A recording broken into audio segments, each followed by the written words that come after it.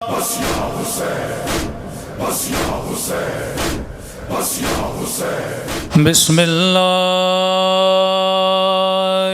الرحمن الرحیم۔ الحمد للہ رب العالمین۔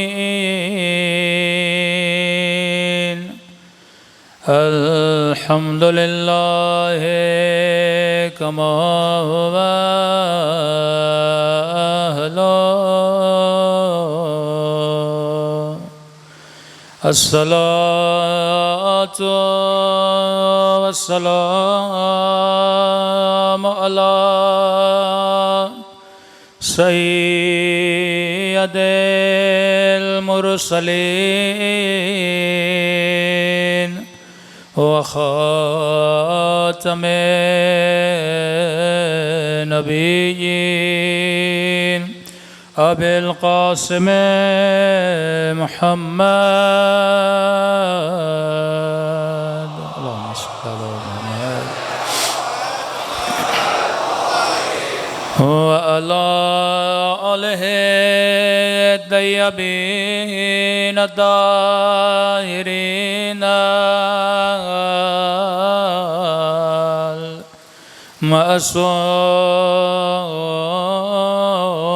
المعصومین۔ سب مل کے اپنے مولا کے ظہور کی دعا۔ اللہم کل ولیک حجت ابن الحسن صلواتک علیہ وعلی آبائہ فی هذه الساعة وفي كل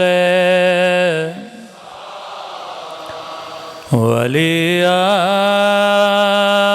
وحافظا وقائدا ودليلا وعينا حتى تسكنه أرضك طوعا وتمتعه فيها برحمتك يا أرحم الراحمين۔ صلوات پڑھے محمد والے۔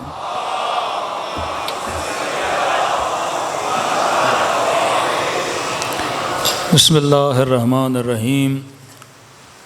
رب اشرح لی صدری ویسر لی امری واحلل عقدۃ من لسانی یفقہوا قولی۔ اما بعد فقط قال سبحانہ وتعالی ان فی خلق السماوات والارض واختلاف اللیل والنہار لآیات لأولی الالباب۔ صلوات پڑھے محمد وآل محمد۔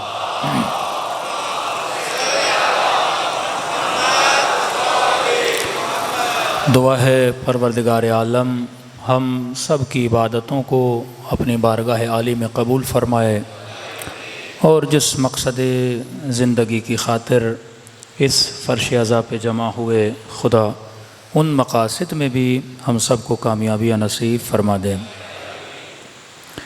گفتگو ہو رہی تھی کہ اللہ نے نشانیاں رکھی ہیں صاحبان عقل کے لیے، اور اس وقت معاشرے میں پیسے کی کمی نہیں، شہرت کی کمی نہیں، طاقت کی کمی نہیں۔ اگر طاقتوروں کے پاس، مشہوروں کے پاس، مالداروں کے پاس کسی چیز کی کمی ہے تو وہ عقل کی کمی ہے۔ مال قارون سے مل سکتا ہے، طاقت فرعون تجھے دے سکتا ہے، لیکن عقل اگر ملتا ہے تو باب مدینۃ العلم سے ملتا ہے۔ اللہ کی سب سے بہترین مخلوق عقل ہے، جس کی خدا نے تعریف کی، فرمایا عقل کو کہا آگے آ، آگے آئی، عقل کو کہا پیچھے جا، پیچھے گئی، پھر عقل کو کہا کہ میری طرف آ، پلٹ کے آئی اور کہا کہ میں نے تجھے کائنات کی سب سے بہترین مخلوقات میں سے بنایا ہے۔ اب کچھ اس طرح تفسیر کرتے ہیں کہ آگے اور پیچھے ہونے کا مطلب یہ ہے کہ اللہ نے جب عقل کو خلق کیا، خلق اول حضرت آدم، وعلم الآدم اسماء کلہا، حضرت آدم کو اپنی اسماء کا علم دیا، جن کے ذریعے سے نبیوں کی عقلیں مضبوط ہوئیں۔ مد مقابل تھا ابلیس، تو آدم بنے مظہر عقل، ابلیس بنے مظہر جہالت۔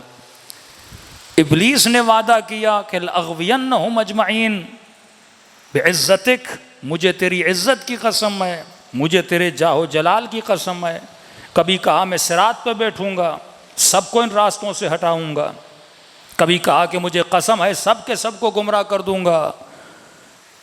تو ابلیس بنا لشکر جہالت کا مظہر، اور لشکر عقل کے مظہر بنے جناب آدم سلام اللہ علیہ۔ اب کہا کہ چلا جا، مطلب عقل کو بھیجا خدا نے اس عالم سے، عالم مثال سے ہوتے ہوئے اس عالم میں جسے ہم عالم مادہ بولتے ہیں۔ اب یہاں آنے کے بعد ہماری ذمہ داری کیا ہے کہ ہم پلٹ کے اس عقل باطنی کی طرف واپس جائیں، کہ جس کے لیے کہا کہ انا للہ و انا الیہ راجعون، تم سب اللہ کی طرف سے ہو اور تم سب پلٹ کے کس کی طرف آؤ گے؟ پروردگار عالم کی طرف آؤ گے۔ تو یہ جو 75 لشکر امام صادق علیہ الصلوۃ والسلام بیان کرتے ہیں، صلوات پڑھے مولا کی شان پر۔ میری گزارش ہوگی آواز بھی تھوڑی بڑھا دیں، بار دیگر صلوات پڑھے محمد و آل محمد۔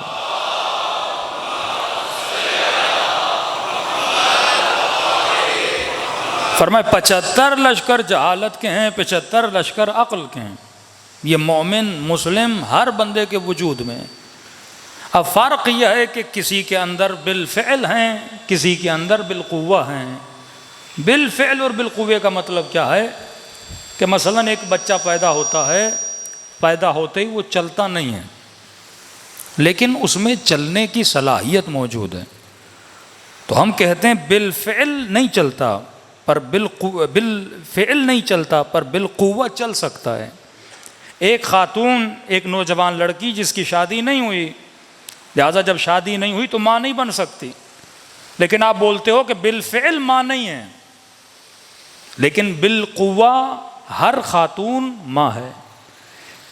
کئی نوجوان نے شادیاں نہیں کی، اللہ کرا دے، بالفعل آپ باپ نہیں ہو، لیکن بالقوہ آپ سب کیا ہو؟ باپ ہو۔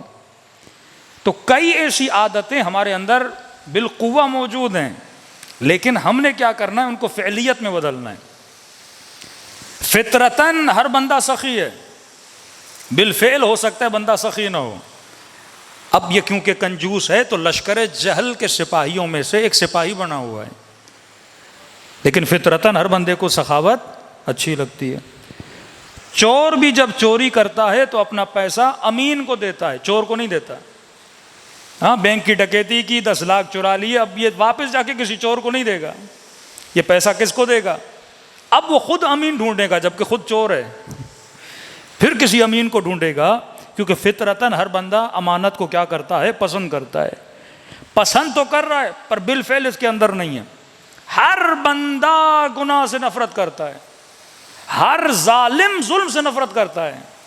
دنیا کی ظالم ترین حکومتوں کے پاس بھی عدالت ہوتی ہے، وہ اپنے پاس بھی ایک عدالت بنا کے رکھتے ہیں، کیونکہ فطرت کا تقاضا ہے۔ فعلیت میں وہ عادل نہیں ہے، پر بالقوہ وہ بھی کیا ہے؟ عدالت کو پسند کرتا ہے۔ جس طرح میں نے کل نشے اور چرسی کی مثال دی کہ آپ کسی بھی نشے اور چرسی سے پوچھو گے کہ چرس پینا اچھا ہے، نشہ کرنا اچھا ہے، شراب پینا اچھا ہے، بولے گا نہیں نہیں بہت برا کام ہے۔ تو بھائی تو کر کیوں رہے ہو؟ فعلیت میں نہیں لا پا رہا۔ سب سے مشکل ترین کام ہوتا ہے وہ جو طاقت اندر چھپی ہوئی ہے اس کو فعلیت میں بندہ لائے۔ ہاں، شہوت کا بجا لانا آسان ہے، جھوٹ بولنا آسان ہے، چوری کرنا آسان ہے، حسد رکھنا آسان ہے، غیبت کرنا آسان ہے، لیکن ان چیزوں کو یعنی جو لشکر جہل ہیں ان کو چھوڑنا بڑا مشکل ہوتا ہے، اور لشکر عقل کو اپنا سپاہی بنانا یہ کام وہ ہوتا ہے جو اہل بیت اور رسول خدا کرانے آئے۔ فرمایا ہم اس لیے بعثت لاتمم مکارم الاخلاق، یہ مکارم اخلاق وہی لشکر عقل ہیں۔ تخلقوا باخلاق اللہ، اپنے اخلاق کو پروردگار عالم کے اخلاق میں بدل دو۔ جب تیرے اندر رنگ خدائی آ جاتا ہے، صبغۃ اللہ ومن احسن من اللہ صبغہ، کون ہے جو اپنے وجود کو رنگ پروردگار عالم میں بدل دے؟ تو ایک ایک لشکر کو پہچانو اور ایک ایک لشکر کو اپنا سپاہی بناؤ۔ جب یہ 75 سپاہی تیرے پاس آ جائیں گے پھر شیطان بھی تجھے شکست نہیں دے سکتا۔ صلوات پڑھے محمد و آل محمد پر۔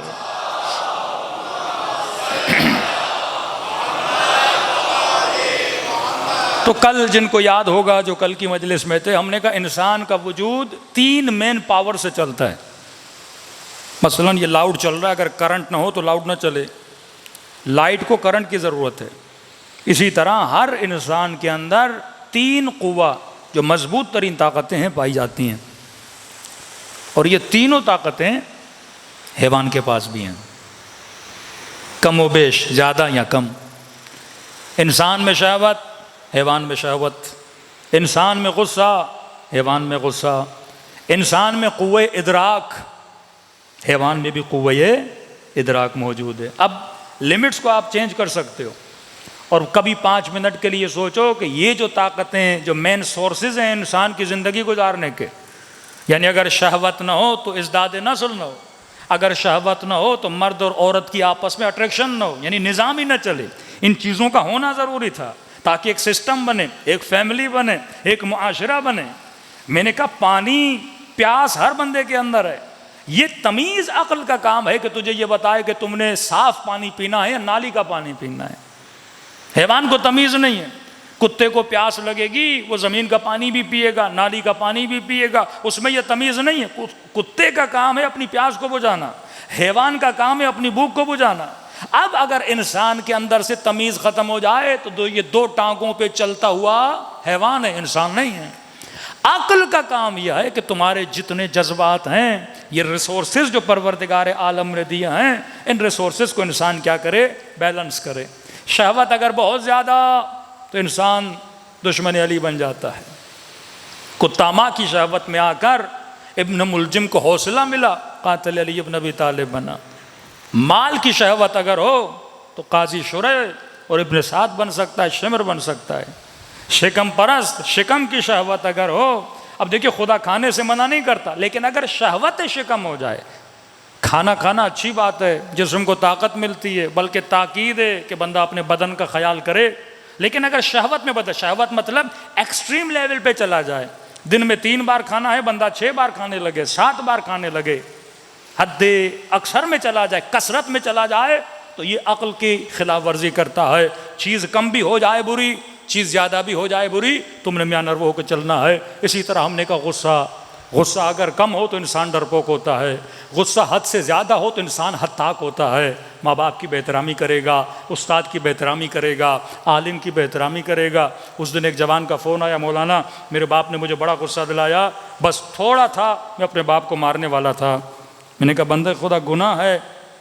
کہ مولانا بس وہ کبھی کبھی دماغ پہ سوار ہو جاتے ہیں، اگر ایسا نہ ہو تو ہم بھی سیدھے رہیں۔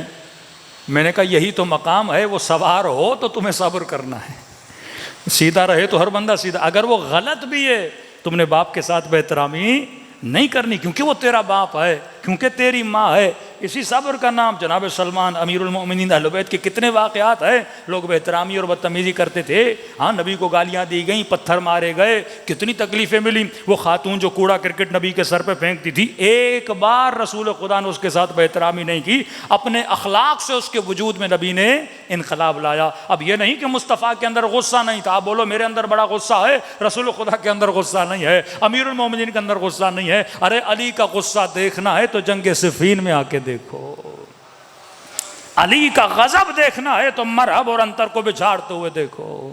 ایسے نہیں کہا کہ ضربت علی یوم الخندق افضل من عبادت ثقلین، علی کی ضربت خندق کے دن عبادت ثقلین سے افضل ہے۔ اس غصے کو، اس پاور کو میں نے یوز کہاں کرنا ہے؟ اور آسان کر کے سمجھاؤں، بھائی آپ کے گھر میں ماچس کی تیلی پڑی ہے، تیلی کے اندر انرجی ہے نا، غصہ ہے، ہاں ماچس سے لگاؤ تو جلتی ہے.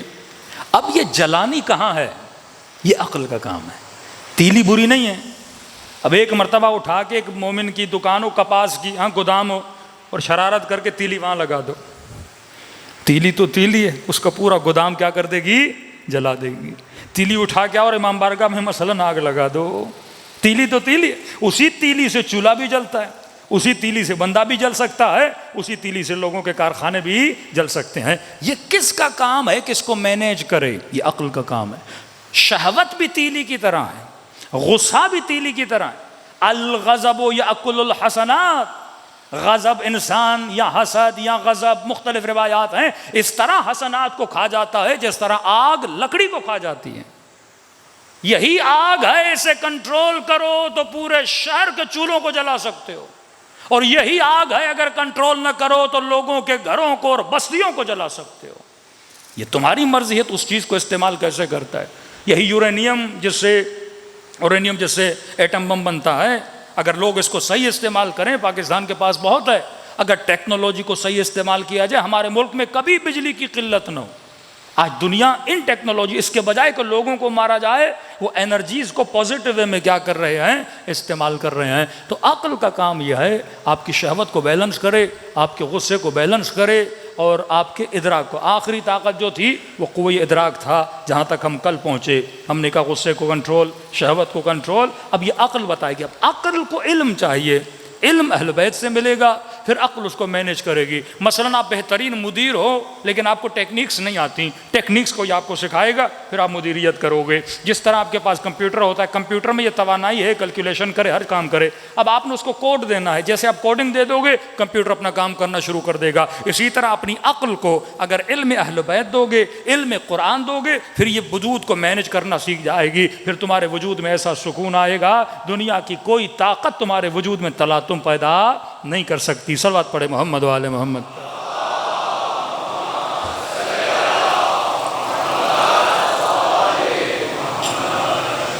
اب آتے ہیں قوہ ادراک. یہ بہت خطرناک قوہ ہے. جیسے ہم نے کہا قوہ خیال, اگر یہ حد سے آگے نکل جائے انسان کو پاگل بنا دیتا ہے. اور سب سے زیادہ جس چیز کو اس وقت استعمال کیا جا رہا ہے وہ خیال ہے. بعض سائنسدان کہتے ہیں ہزاروں تھاٹس, ہزاروں خیال ایک منٹ میں انسان کے ذہن میں آتے ہیں, ہزاروں خیال. آپ ہاتھ کو کنٹرول کر لو گے, آنکھیں بند کر لو گے, زبان پر منہ بند کر لو گے, لیکن خیال کو کوئی بند نہیں کر سکتا. جب انسان سوتا بھی ہے تو خیال چلتا رہتا ہے, خواب کی صورت میں. اب جس کا عشق ہے اسی کا خیال آتا ہے, جس کی محبت ہے اسی کا خیال آتا ہے. غلط محبت, خیال غلط چلا گیا. اچھی محبت, خیال اچھا ہو گیا. دن رات حسین کا سوچو گے, خیال میں حسین ہوں گے. خدا کا سوچو گے, خدا خیال میں ہوں گے. مال کا سوچو گے, اب خیال پلاننگ کرتا رہے گا, مال کمانا کیسے ہے, کرنا کیسے ہے. کسی گھر میں چوری کرنی ہے, خیال ایکٹیو ہو جائے گا, پلاننگ دے گا, امیجز دے گا, ساری چیزیں دے گا. عقل کیلکولیٹ کرے گا. اب عقل اگر سالم نہیں ہے, کیونکہ علم سالم نہیں ملا, عقل اگر سالم نہیں ہے, کیونکہ اگر سالم شخصیتوں کے ساتھ, طیبوں کے ساتھ مربوط نہیں ہے, اس کو صحیح روش کا پتہ نہیں ہے, تو کبھی کبھی عقل خادم خیال بن جاتا ہے, عقل خادم شہوت بن جاتا ہے, عقل خادم غضب بن جاتا ہے. ایک بندے کو کسی قبیلے کے ساتھ دشمنی ہے, اب اس کے بندے اس نے مارنے ہیں, تو خدمت کس سے لیتا ہے؟ عقل سے لیتا ہے. غصہ اس کے عقل پر سوار ہے, اب پلاننگ کرتا رہتا ہے تاکہ ان کو قتل کریں. یہ جنگوں میں کتنے لوگ مرتے ہیں, ساری پلاننگ کون کرتا ہے؟ عقل کرتا ہے. کیونکہ عقل خادم غضب بن جاتا ہے, یہ دشمن خدا بن جاتا ہے. عقل حاکم رہے, غضب مخدوم رہے, شہوت مخدوم رہے.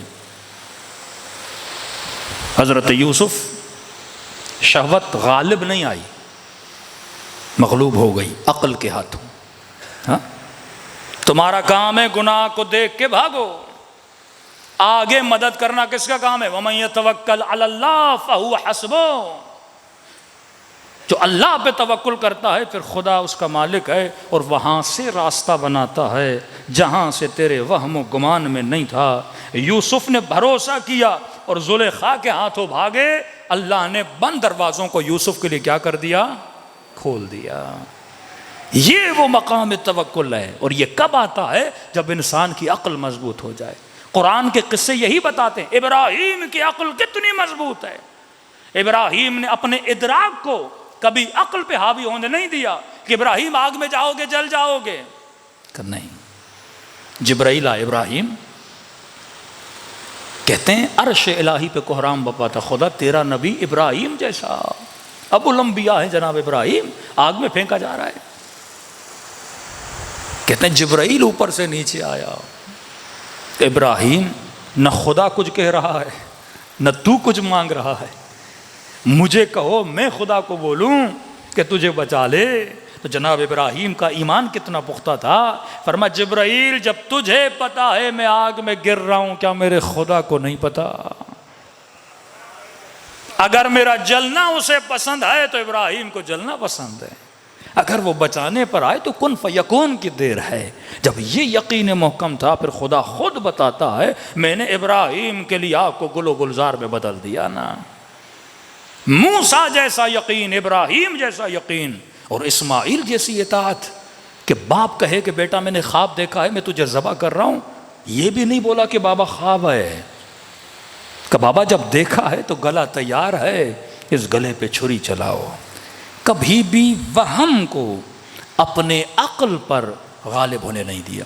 اس وقت معاشرے میں سب سے زیادہ جو بیماری ہے وسواس کی، وسوسہ بہت خطرناک ہے۔ اب کیونکہ ہمارا معاشرہ تھوڑا مقدس پرور ہے، کئی ٹاپکس ممبر سے لوگ نہیں پڑھتے، لوگ کیا کہیں گے، برا نہ مان جائیں۔ کئی ایسے سوال بھی ہیں جو نوجوان نہیں کرتے، گھبراتے ہیں کہیں مولانا سے کریں گے ڈانٹ نہ دیں۔ کبھی بھی سوال سے گھبرایا نہ کرو۔ ان بیماریوں کا علاج اگر ہونا ہے تو مکتب اہل بیت میں ہونا ہے۔ کڈنی خراب آپ ہاسپٹل جاتے ہو، آنکھ خراب ہو ڈاکٹر کو دکھاتے ہو۔ یہ جو عقیدتی شبہات، وسواس جو شیطان من الجنت والناس اور خناس آپ کے ذہنوں میں وسوسے کرتا ہے، یہاں تک کہ ایک جوان نے کہا کہ مولانا جب نماز پڑھتا ہوں تو نماز میں شیطان اللہ کے لیے میرے ذہن میں برے خیالات پیدا کرتے ہیں۔ اب کہتا ہے کسی مولانا کو کیا بتاؤں، کسی کو سمجھ بھی نہ آئے کہ من ہی من میں اللہ کو برا بلا بولتا ہوں، کیا کروں ان وسوسوں کا؟ میں نے کہا پھر تم نے کیا کیا؟ کہ بس یہ کہ میں نماز چھوڑ دی ہے میں نے کہا شیطان تو کامیاب ہو گیا، وہ چاہتا یہی تھا تجھے وسوسہ دے اور تاکہ تم مصلی عبادت سے کیا ہو جائے، دور ہو جائے۔ شیطان 7000 سال عبادت کرنے والا ہے، وہ آپ کے لیے جو جال بچھاتا ہے نا وہ آپ کی سوچ سے بڑا ہے۔ جب کوئی پلینر پلاننگ کرتے ہیں نا، کہتے ہیں ہم دشمن کو یہ کریں گے، پھر اس نے یہ کیا تو یہ کریں گے، پھر یہ کیا تو یہ کریں گے، وہ 10-20 اسٹیپس کی پلاننگ کرتے ہیں، سنگل اسٹیپ کی کوئی پلاننگ نہیں کرتا کہ اگر ہم نے یہاں سے راستہ روکا شاید وہاں سے آ جائیں۔ شیطان کی پلاننگ ایسے ہوتی ہے، اگر میں نے ایسے یہ بولا اس نے یہ نہیں کیا تو اس دروازے سے داخل ہو جاؤں گا، وہ دروازہ اس نے بند کیا فلاں دروازے سے داخل ہو جاؤں گا۔ شیطان آپ کو جو گیم کھیلتا ہے آپ کے ساتھ، وہ آپ کی زمین میں نہیں کھیلتا، پہلے آپ کو اپنی زمین میں لے آتا ہے، اور جب آپ شیطان کی زمین میں شیطان کے ساتھ کھیلو گے تو ان دی اینڈ جیت کس کی ہوگی؟ شیطان کی ہوگی۔ اور وسوسے کی مثال اس تسبیح کی طرح ہے، اسے بولتے ہیں حلقہ جو گول ہے۔ وہ کیا کرتے ہیں؟ آپ کے ذہن میں وسوسہ لاتا ہے، ایک وسوسہ دور کیا، دوسرا دور کیا، تیسرا دور کیا، چوتھا، اور اس رسی کو نیچے سے باندھ دیتے ہیں۔ آپ گھومتے رہو گے، وسوسہ کبھی ختم ہوگا ہی نہیں، حلقہ بنا دیتا ہے۔ اب اس حلقہ شیطان سے انسان کو وہ کیسے نکلے گا؟ ایک بچہ تھا کہنے لگا مولانا میری ماں نے ہمارا جینا حرام کر دیا۔ بھائی کیا کیا آپ کی امی نے؟ کہا اسکول سے آتے ہیں، کالج سے آتے ہیں، فوراً دروازے پہ کھڑا کر دیتی ہے، تیرا پاؤں نجس ہے، پتہ نہیں تیرا کیا نجس ہے، جلدی جاؤ۔ یہ نہیں کہ پاؤں دھو کے آؤ، نہا کر آؤ، کیونکہ وسوسہ ہے۔ وضو کرتی ہے تو 10 مرتبہ ہاتھ کو دھوتی رہتی ہے۔ دین نے کہا 2 مرتبہ تو 2 مرتبہ، اب جتنے وسوسے آتے ہیں پھینک دو ان کو۔ 3 مرتبہ کپڑا دھونے سے پاک ہو جاتا ہے، اب چھوڑ دو، وسوسوں کو چھوڑ دو۔ سختی سے معصوم نے منع کیا ہے، مولا کا صحابی نماز پڑھ رہا تھا، ناک سے خون کا قطرہ گرا، زمین پہ گرا.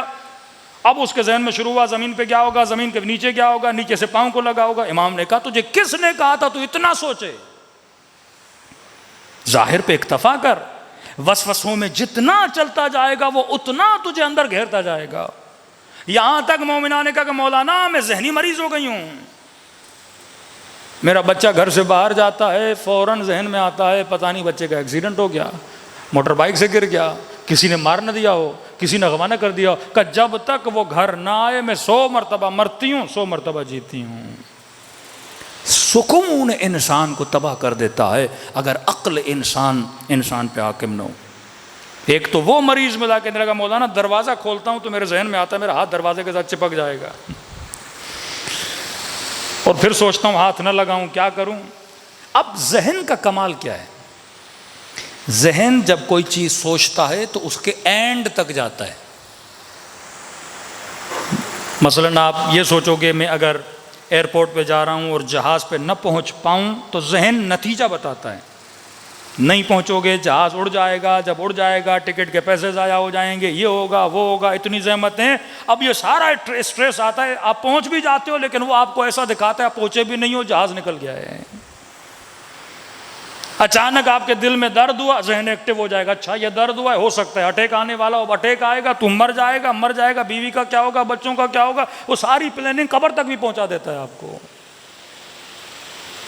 اتنے وسوسے آپ کے ذہن میں لاتا ہے. توکل کا مطلب ہے خود کو رہا کرو، کس کی طرف؟ اللہ کی طرف. خود کو آزاد کرو، کس کی طرف؟ اللہ کی طرف. اب ہمارے استاد اخلاق تھے، یہی مسائل تھے، انہوں نے کہا بھائی اس کا ایک ہی حل ہے کہ جس چیز سے، امیر المومنین کا ایک جملہ ہے، فرمایا جس چیز سے ڈرو اس کے اندر خود کو پھینک دو، ڈر ہی ختم ہو جائے گا. سوئمنگ پول میں مثلاً بندہ جانے سے ڈر رہا ہے، ہاں پتہ بھی ہے پانی کمر تک ہے، کودوں گا مروں گا نہیں، لیکن وسوسہ وہم کہتا نہیں جاؤ گے تو مر جاؤ گے. اب مولا فرماتے کہتا ہے نا مر جاؤ گے تو جا کے دیکھو واقعا مرتے ہو کہ نہیں. کیلکولیشن تو تم نے عقل سے کر لی نا کہ پانی چھوٹا ہے جاؤں گا نہیں مروں گا. جب کیلکولیشن کر لیے تو ڈر کیسا؟ اس کے اندر کود جاؤ. اس ماں کو کا تمہیں برا نہ لگے لیکن یہ حل ہے امیر المومنین کا. شیطان کیا کہہ رہا ہے؟ بچہ مر جائے گا. بولو اللہ کی امانت ہے، مر گیا تو مر گیا. جب تم ڈر ختم کرو گی اس دن کے بعد کبھی وہم اور وسوسہ نہیں آئے گا. انزائٹی کا بھی علاج ہے، یوسوس فی صدور الناس من، یہ جنات بھی وسوسہ کرتے ہیں. اس چیز کا وسوسہ، جو خوف، جو ڈر تمہیں دلا رہا ہے، اس ڈر سے خود کو آزاد کر. جب تک آزاد نہیں کرے گا، دیکھیے دشمن کس چیز سے ڈراتا ہے؟ ڈراؤ، جھکاؤ، مارو. بولے گا میرا کام نہیں کرو گے اولاد کو ماروں گا، تجھے ماروں گا.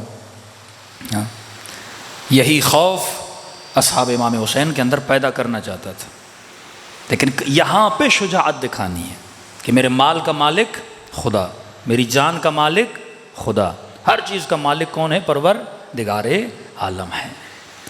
تو فرمایا جس بھی چیز سے ڈرو اس سے خود کو کیا کر دو؟ آزاد کر دو. اگر یہ ڈر ہے بچہ مر جائے گا کو میں نے اللہ کے حوالے کیا، جو ہوتا ہے دیکھا جائے گا. اگر یہ ڈر ہے مثلاً یہ کام کروں کہیں اٹیک نہ آ جائے، ہاں وسوسہ ہوتا ہے. اب آنا نہیں بھی ہوگا، اسٹریس اتنا آئے گا وہ بالآخر تجھے کیا کر دے گا؟ موت کے قریب لے کر آئے گا. آج اکثر معاشرے میں وہم کی حکومت غالب ہے کہ میں یہ سمجھتا ہوں کہ یہ طاقت میرے پاس ہوگی تو میں کامیاب ہوں، مال میرے پاس ہوگا تو میں کامیاب ہوں، شہرت میرے پاس ہوگی تو میں کامیاب ہوں. اصلاً میں مجلس پڑھ رہا ہوں یا مجلس سن رہا ہوں، مجھے کیسے پتا چلے کہ پروردگار عالم اس مجلس سے راضی ہیں؟ تو کچھ چیزیں شیطان کھڑی کر دیتا ہے. مولویوں کو بولے گا تمہارا مجمع زیادہ تو تمہاری مجلس کامیاب. اور اس دن شاید میں نے واقعہ سنایا آیت اللہ زنجانی کا، ایک بندے نے قبلہ میں نے خواب دیکھا ہے، وہ جو مشہور ذاکر ہے امام حسین نے حکم دیا کہ اس کا نام ذاکروں کی ڈائری میں سے مٹا دیا جائے. اور وہ مولانا جو کبھی ممبر پہ آیا ہی نہیں، مجلس پڑھی نہیں اس بیچارے نے، مدرس ہے، امام نے کہا اس کا نام لکھو، یہ میرے ذاکروں میں اس کا شمار ہے. نیند سے اٹھا اس عالم کے پاس گیا کہ مبارک ہو، خواب دیکھا ہے ابھی عبداللہ الحسین نے تیرا نام اپنے ذاکروں میں لکھا ہے. کہ مولانا ہم نے تو کبھی مصیبت پڑھتے ہوئے، مصائب پڑھتے ہوئے آپ کو دیکھا ہی نہیں ہے، آپ ہمیشہ درس دیتے ہیں. وہ رونے لگے، کہنے لگے بیٹا ایسا نہیں ہے، جب محرم کے دن آتے ہیں عوام میں نہیں پڑھتا میں، جب محرم کے دن آتے اپنے گھر جاتا ہوں، بچوں کو بٹھاتا ہوں، امام حسین کے مصائب پڑھتا ہوں. مولا تو خلوص دیکھتے ہیں، مولا پروٹوکولز، مولا گاڑیاں، مولا مجمع نہیں دیکھتے. آنے والے کا خلوص، پڑھنے والے کا خلوص، ایون مجلس کرانے والے کا خلوص. آج معاشرے میں وہم غالب ہے. آج مجلسیں بعض لوگ ایسے کرا رہے ہیں جیسے ہارون مسجد بنا رہا تھا. کہ بہلول میں نے بڑا اچھا کام کیا، اللہ کے لیے مسجد بنائی ہے. کہ بہت اچھا کام ہے، ہارون کام کر دو، لکھ دو مسجد بہلول. کہ بڑے تیز ہو، مسجد بناؤں میں، نام لکھوں تیرا. کہ یہی تو بتانا چاہ رہا تھا، تو مسجد نہیں بنا رہا، تو اپنا نام بنا رہا ہے. ہاں؟ افسوس ہے یہ باتیں کہنی پڑتی ہیں مجھے کہ آج مولویوں میں ریس ایسے لگ رہی ہے جیسے گھوڑوں میں ریس لگائی جاتی ہے. میرا مولوی تیرا مولوی، میرا گھوڑا تیرا گھوڑا. آج میں یار کیا بنا ایک مجلس کا، کامیابی ہے مجلس کا. آج لوگوں کی نگاہیں کس چیز پر ہیں کہ میرا بیٹا مجلس میں گیا کیا لے کر آیا. یہ 500 یا 1000 خواتین مجلس میں آئیں، کیا حیا کا در سیکھ کے آئیں، عفت کا در سیکھ کے آئیں. اس راشی معاشرے میں، اس ظلم بھرے معاشرے میں، اس جبر و استبداد کے معاشرے میں ہم مجلس حسین سے اپنی نسل کو کہاں لے کر جا رہے ہیں. لیکن جب وہم غالب ہو جائے تو وہم کہتا ہے تیرا نام ہو تو بس سب کچھ ہے، تو کامیاب ہے. پھر انسان اولئک حبطت اعمالہم، خدا کہتا ہے قیامت کے دن آئیں گے اپنے اعمال لے کے، انرجی لگائی، پیسہ لگایا، سب کچھ کیا، لیکن اللہ کے لیے نہیں کیا، اپنے لیے کیا، اپنی میں کے لیے کیا، اپنے نام کے لیے کیا. وہ سارے اعمال کیا ہو جاتے ہیں؟ ضائع ہو جاتے ہیں. جب وہم کی حکومت آ جائے پھر رضا عوام ذہن میں آتی ہے.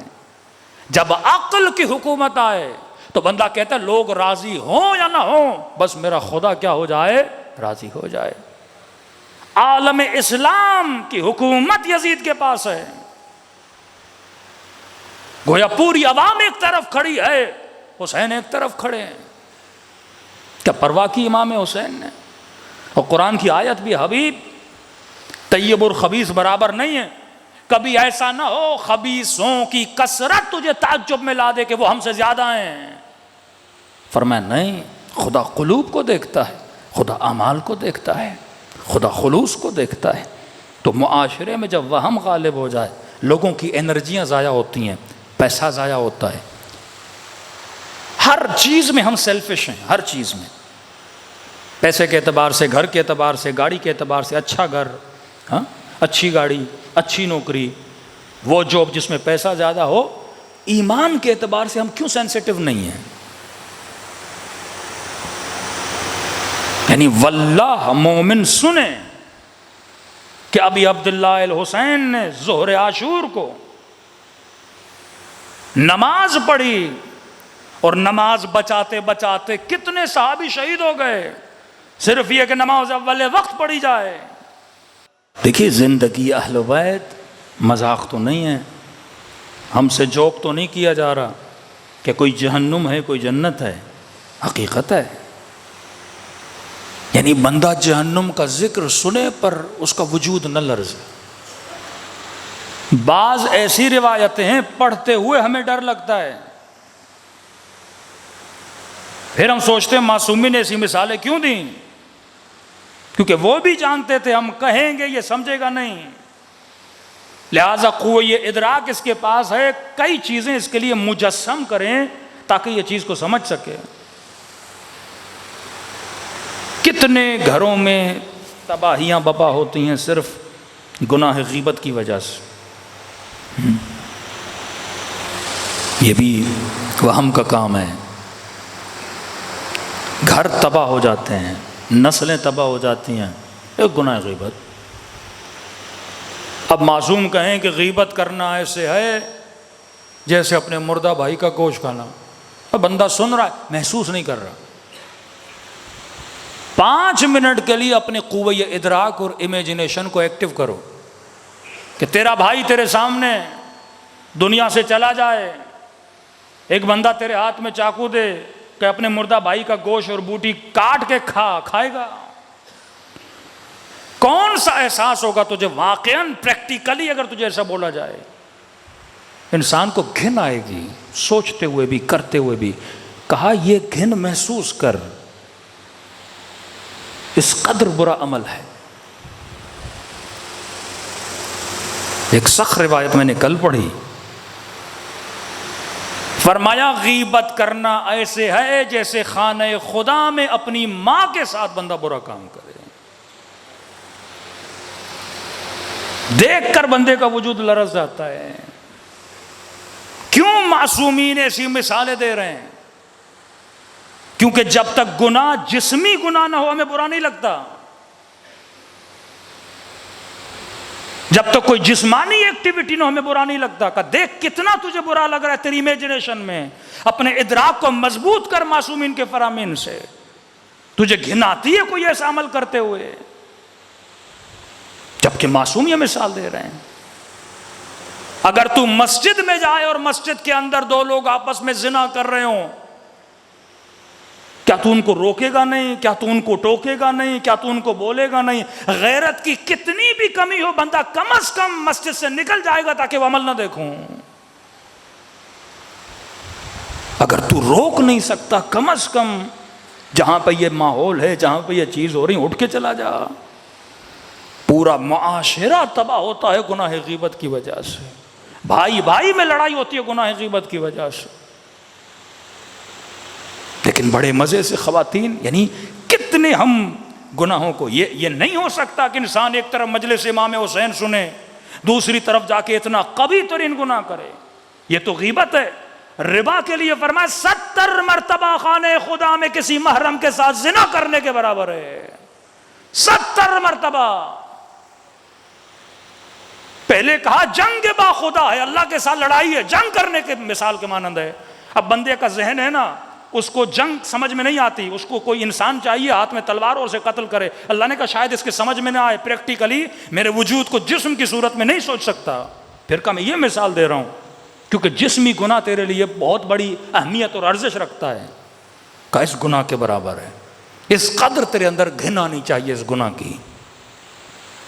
لیکن اسی مسجد میں نماز پڑھے، مومن کے ساتھ مصافحہ کرے، فوراً شروع ہو جائے کسی مومن کی برائی کے اور بولو کہ بھائی برائی نہ کرو. نہیں مولانا میں سچ بول رہا ہوں. بندے خدا اگر جھوٹ ہوتا تو تہمت ہوتی. غیبت سچ کا نام ہے، جھوٹ کا نام نہیں ہے. واقعاً اس کے اندر وہ برائی اور تو لوگوں کو بتا رہا ہے، یہ غیبت ہے. اگر تو جھوٹ بول رہا ہے وہ تو تہمت ہے. یہ معاشرہ عقل کا معاشرہ نہیں ہے. اور افسوس ہے یہ برائیاں ٹی وی پر برملا، یہ اس کا دشمن وہ اس کا دشمن، پوری سوسائٹی کلیپس کر جاتی ہے اخلاقی طور پر. یو کے پرائم منسٹر نے کورونا کے دنوں میں، کووڈ کے دنوں میں سوشل ایکٹیویٹی کرنا منع تھا، قانوناً لا ہے. ہم شریعت مدار ہیں، وہ قانون مدار ہیں. اگر شریعت مدار ہم صحیح رہیں تو ان سے بھی ترقی کر لیں. وہ قانون مدار ہیں. ہمارے ہاں اس وقت بالفعل نہ شریعت کی سنی جا رہی ہے نہ قانون کی سنی جا رہی ہے. اب سوچئے معاشرہ کہاں جائے گا؟ شریعت کی نہیں سنی جا رہی مطلب دیندار معاشرہ نہیں، قانون کی نہیں سنی جا رہی مطلب سویلائز معاشرہ نہیں ہے، متمدن معاشرہ نہیں ہے. مدنی قوانین کی جو باتیں نہیں سن رہا. قانون پاس ہوا، سوشل ایکٹیویٹی قانون ہے. اب قانون جب بنایا گیا تو قانون پہ عمل کرنا ہے. جو عمل نہیں کرتے ان کو سزا دی جاتی ہے۔ پرائم منسٹر آف یو کے اپنے گھر میں اپنے دوستوں کے ساتھ اس نے گیدرنگ رکھی، کسی نے کیمرے پہ ریکارڈ کر لیا۔ غیرت مند معاشرے ہوتے ہیں نا، دینی غیرت نہیں، قانونی غیرت ان کے یہاں موجود ہے۔ ہمارے یہاں قانون پامال کیا جاتا ہے، کتنے لوگ اس کے لیے بولتے ہیں، کیونکہ ہم خود قانون پامال کرنے والے ہیں، ہم خود سگنل توڑنے والے، ہم خود رونگ وے پہ چلنے والے، ہم خود رشوتیں دینے والے۔ اب کسی وزیر نے یا کسی بندے نے قانون توڑ بھی دیا تو کوئی پرواہ ہی نہیں ہے۔ یہ قانون شکنی دین شکنی پہ بندے کو لاتی ہے۔ ہاں اور نہ کی تمیز، اچھے اور برے کی تمیز، وہ معاشرے معقول معاشرے نہیں ہوتے۔ پرائم منسٹر آف یو کے ایک قانون اس نے توڑا کہ اس نے کووڈ کے دنوں میں سوشل ایکٹیویٹی نہیں کرنی تو اس نے کی، اور لوگوں نے شور مچایا۔ صرف اس قانون توڑنے کی وجہ سے اس بندے نے کیا کیا؟ ریزائن کر دیا۔ اور ہمارے ہاں پورے پڑوس کا گھر بھی بندہ ہڑپ کر جائے تو اسے شرم تک نہیں آتی۔ یہ عاقلانہ معاشرے نہیں ہے۔ اب اس معاشرے میں رہتے ہوئے میں نے اپنے گھر کو عاقلانہ بنانا ہے، میں نے اپنی بچی کو، میں نے اپنے بچے کو بتانا ہے، اگر زندگی بچانا چاہتے ہو، اگر آخرت بچانا چاہتے ہو، یہ وہ عقل کی لکیر ہے جو اہل بیت نے کھینچی۔ غیبت لشکر جہل ہے، حسد لشکر جہل ہے، جہالت انسان کی دنیا بھی تباہ کرتی ہے، آخرت بھی تباہ کرتی ہے۔ لیکن اگر عقل کی حکومت ہوگی، ہماری نسلیں عقل کی سن کر فیصلہ لیں گی تو دنیا بھی آباد ہوگی، آخرت بھی آباد ہوگی۔ صلوات پڑھے محمد و آل محمد۔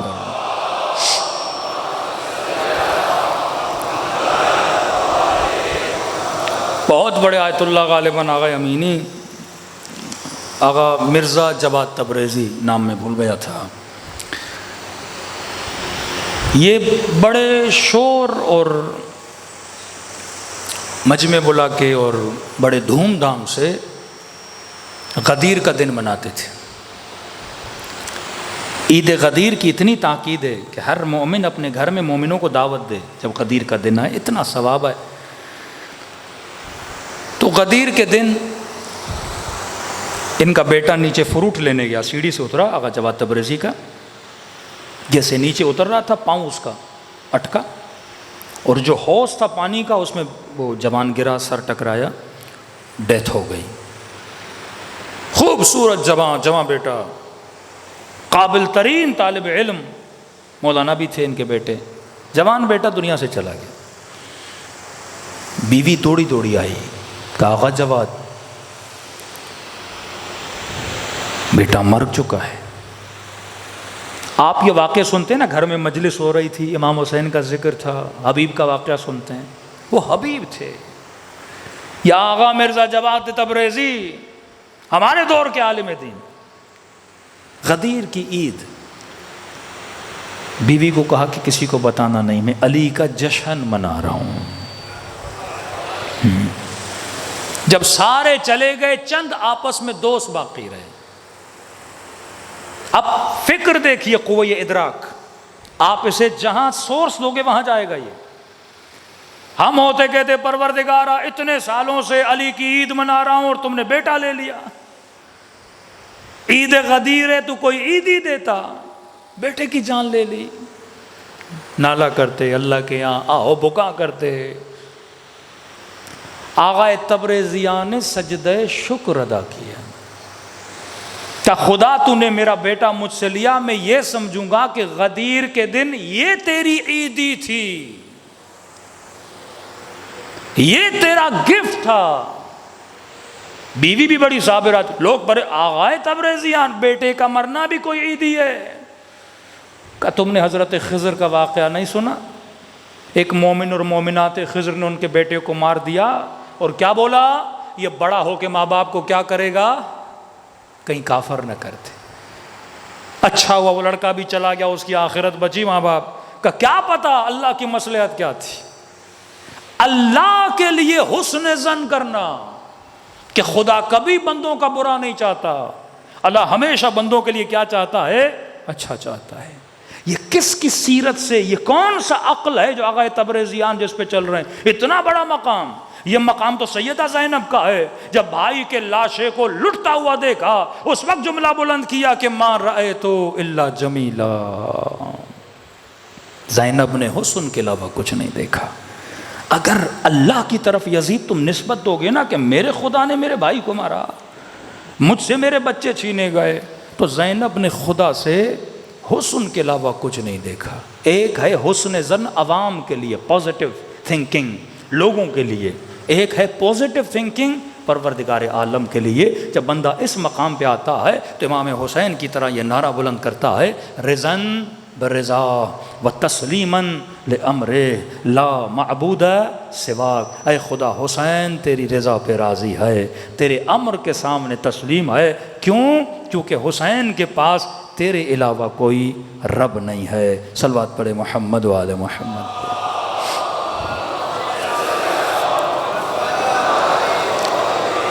تو عزیزو، یہ قوہ ادراک، قوہ خیال انسان کو شیطان بھی بنا سکتا ہے، لیکن اسی خیال کو صحیح روٹ میں ڈالو گے عقل کی نگرانی میں تو دنیا بھی آباد، کربلا بھی آباد۔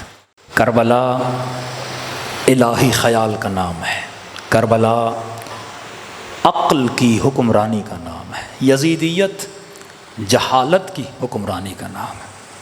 اہل بیت کے مقابلے میں جو بھی آئے گا وہ جاہل ہے، کیونکہ یہ عقل کل ہیں۔ فرمایا اول ما خلق اللہ العقل، سب سے پہلے خدا نے عقل کو خلق کیا۔ پھر فرمایا اول ما خلق اللہ نوری، سب سے پہلے خدا نے میرے نور کو خلق کیا۔ پھر فرمایا کنت نبیا وآدم بین الماء والطین، میں نبی تھا جب ابھی آدم پانی اور مٹی کے درمیان تھا۔ اور امیر المومنین نے فرمایا کہ کنت ولیا وآدم بین الماء والطین، میں بھی اس وقت سے ولی تھا جب ابھی آدم پانی اور مٹی کے درمیان تھے۔ تو یہاں ہم خوراک عقل لینے آتے ہیں۔ آنسو بہاؤ عاقلانہ، جذباتی نہیں، عاقلانہ۔ ایک ہندو کو بھی جب جناب علی اصغر کی مصائب سناؤ گے نا وہ روتا ہے۔ فطرت انسان کا تقاضا ہے جب کوئی مظلوم کا قصہ سنے نا دل روتا ہے۔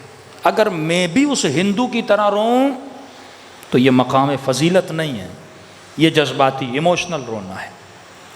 رو معرفت کے ساتھ۔ علماء فرماتے ہیں 5 منٹ کے لیے سوچا کرو کہ جب بی بی زینب امام حسین کے پامال لاشے کو دیکھ رہی تھی،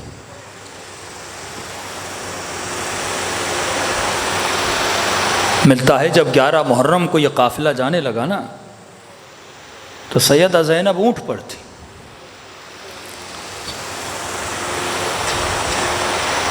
فرماتے ہیں خود کو اونٹ سے ایسے گرایا جیسے عباس گھوڑے سے گرے تھے۔ کسی نے سوال کیا کہ زینب جیسی صابرہ بی بی ایسا کیوں کیا؟ شہادت و فخر ہے، عزت و وقار ہے، اتنا زجا، اتنا ماتم بھائی کو دیکھ کر۔ کتنے لاشیں امام حسین نے اٹھائے بیٹوں کے، کہ نہیں یہ بہن کا بھائی کے لیے رونا نہیں تھا، کیونکہ اگر بہن بھائی کے لیے روتی، کئی بہنیں آئی ہیں جنہوں نے بھائی پہ گریہ کیا ہے، بھائی کا بہن پہ رونے کی اتنی قیمت نہیں ہے۔ کہ پھر کون رو رہی تھی حسین پہ؟ کہ زینب اپنے امام کے لیے رو رہی تھی۔ مصیبت کبریٰ یہ تھی کہ ولی اللہ کے جنازے پہ گھوڑے دوڑا جا رہے تھے۔ اگر بھائی کے جنازے پہ گھوڑے دوڑائے جاتے یہ مقام صبر ہے، لیکن سیدہ شباب اہل جنت کے بدن پہ گھوڑے دوڑائے جائیں، یہ مصیبت کبریٰ ہے زینب کے لیے کہ میرا امام زمانہ میری نظروں کے سامنے اس پہ تیر چلائے جا رہے ہیں۔ اور وہ گھوڑے سوار کہے کہ ابن سعد جب میں حسین کے بدن پہ گھوڑے دوڑا رہا تھا تو میں نے حسین کی پسلیوں کے ٹوٹنے کی آوازیں سنی تھی. یہ قیامت کبریٰ تھی زینب کے لیے. آپ کا بھائی آپ کے سامنے مارا جائے آپ روئیں گے، لیکن اللہ نہ کرے آپ کا امام زمانہ آپ کی نظروں کے سامنے مارا جائے. یہ مقام گریے کا ہے. ننھی سی بی بی فاطمہ کے سامنے جب رسول کو پتھر مارے بابا کے لیے نہیں روتی تھی، نبی کے ماتھے پہ پتھر مارے جا رہے ہیں. یہ مقام کبریٰ ہے. ناقۃ اللہ سقیاہا فکذبوا فعقروا فدمدم علیہ ربہم فسواہا.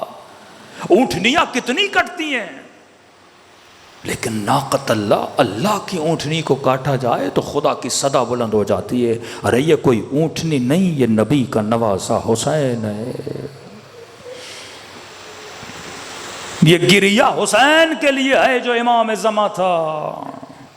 یہ گریہ نبی کے نواسے کے لیے ہے. تبھی میرے چھٹے امام فرماتا ہے، شیعو تمہارے سینوں پہ ہم نے 6 پردے چڑھائے ہیں. فرمایا اگر شیعوں کے سینوں پہ یہ پردے نہ ہوتے، یہ دادا کی مصیبت سنتے ان کی روحیں پرواز کر جاتی. اس قدر یہ مصیبت سنگین ہے. تبھی فرمائے مومن تو آنسو روتا ہے، تیرا امام زمانہ خون روتا ہے. دلوں کو کربلا کی طرف روانہ کریں. السلام علی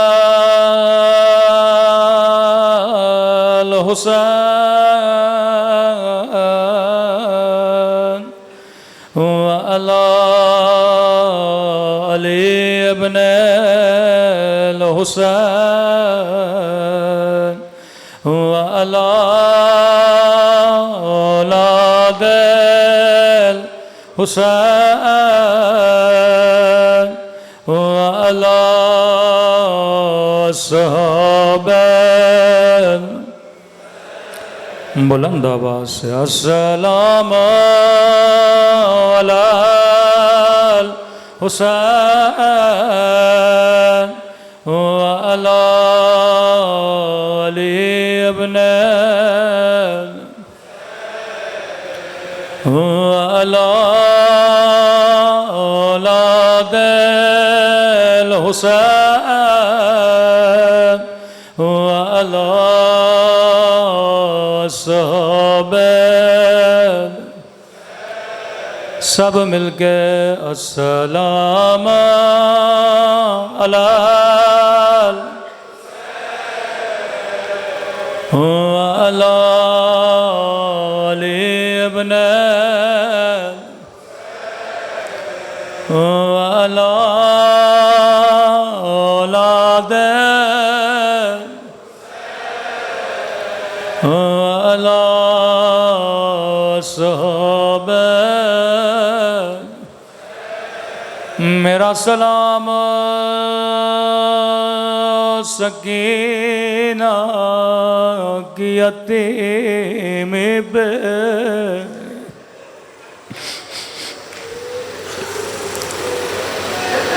میرا سلام رباب کی اجڑی ہوئی گودی پہ،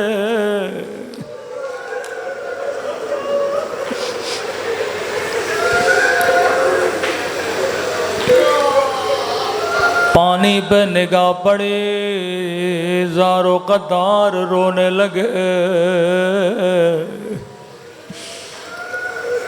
بازار میں جاتے تھے گوشت پہ نگاہ پڑتی تھی زارو قطار روتے تھے. کسی جوان کی شادی میں جاتے زارو قطار روتے تھے. کسی مومن نے کہا مولا شہادت تو آپ کا ورثہ ہے، پھر آپ اتنا روتے کیوں ہیں؟ امام نے فرمایا تو نے صحیح کہا، شہادت میرا ورثہ ہے، لیکن اے پوچھنے والے، یعقوب کا ایک یوسف گم ہوا تھا، اتنے روئے وَبِيَضَّتْ عَيْنَاهُ، آنکھیں سفید پڑ گئیں۔ اے پوچھنے والے، تو نے صحیح کہا، شہادت ہمارا ورثہ ہے، یعقوب کا ایک یوسف، لیکن میرے 18 یوسف میرے سامنے ذبح کیے گئے۔ اگلے جملے نے سوالی کو تڑپا دیا، فرمایا تو نے صحیح کہا، شہادت میرا ورثہ ہے، میں اکبر پہ نہ رو، میں قاسم پہ نہ رو، میں علی اصغر پہ نہ رو، کیونکہ شہادت میرا ورثہ ہے۔ لیکن اے پوچھنے والے، تو نے سجاد کے ساتھ انصاف نہ کیا، کیا ماں و بہنوں کے ساتھ بازاروں میں جانا، کیا شرابی کے دربار میں جانا، یہ بھی سجاد کا ورثہ ہے۔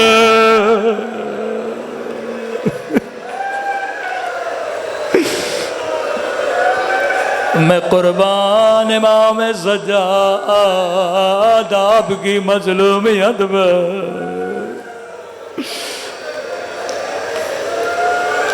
یہاں تک کہ مدینے والے کہتے ہیں امام سجاد بازار میں آتے تھے، گوشت والے اپنے گوشت پہ کپڑا رکھتے تھے کہ کہیں سجاد کی نظر گوشت پہ نہ پڑ جائے۔ راوی کہتا ہے ایک دن مولا بازار میں آئے، گوشت والا کپڑا رکھنا بھول گیا، زین العابدین کی نگاہ گوشت پہ پڑ گئے، رو کے کہنے لگے میرا غریب بابا،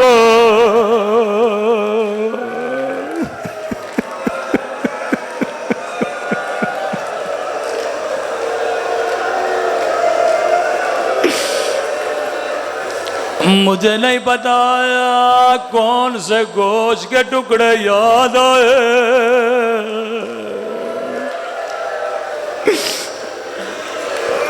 فوراً کسائی کو بلایا، کسائی جلدی ادھر آ۔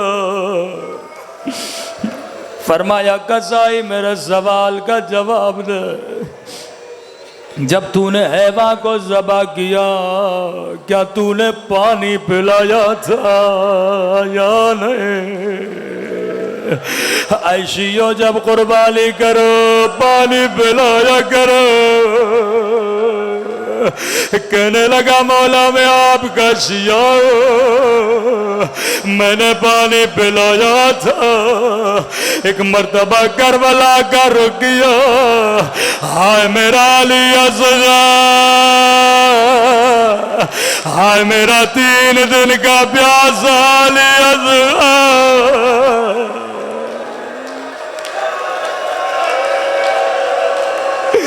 ہائے میرا غریب بابا۔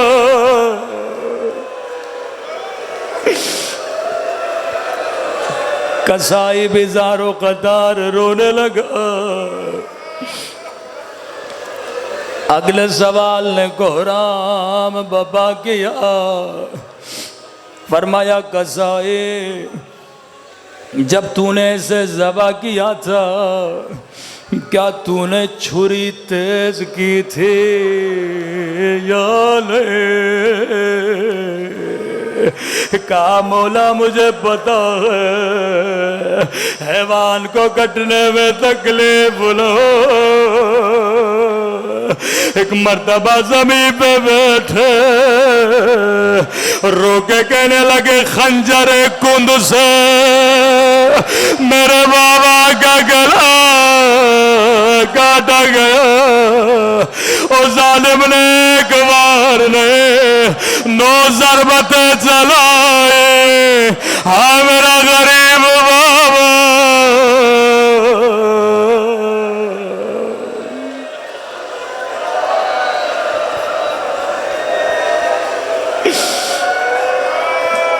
میں قربان امام سجاد آپ کی مظلومیت میں، لیکن آخری سوال نے پورے بازار میں کوہرام بپا کیا۔ کہا تو نے پانی پلایا، تو نے چھری کو تیز کیا، جی میرے مولا۔ یہ خاص اہل بیت کے جانے والوں کے لیے امام سجاد کی نصیحت ہے۔ فرمایا ایک قصائی یہ بتا، جب تو اسے ذبح کر رہا تھا کوئی اور حیوان تو نہیں دیکھ رہا تھا؟ حیوانوں کو حیوانوں کے سامنے ذبح نہ کیا کرو۔ کہتا نہیں مولا میں نے پیچھے جا کے ذبح کیا۔ ایک مرتبہ زمین پہ بیٹھے رو کے کہنے لگے ہائے میری پھوپھی زینب، وہ 70 قدموں سے دیکھ رہی تھے، وَشِمْرُ جَالِسٌ عَلَىٰ صَدْرِهِ آخذ بِاللَّحْيَةِ، سینے پہ سوار تھا، ہاتھوں میں داڑھی تھی، فریادیں کر رہی تھی لگا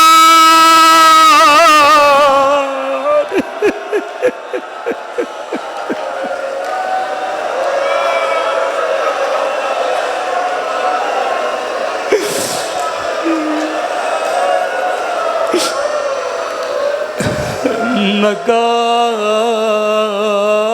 نکاٹ۔ اماں زہرا نے چکیا پیس پیس کے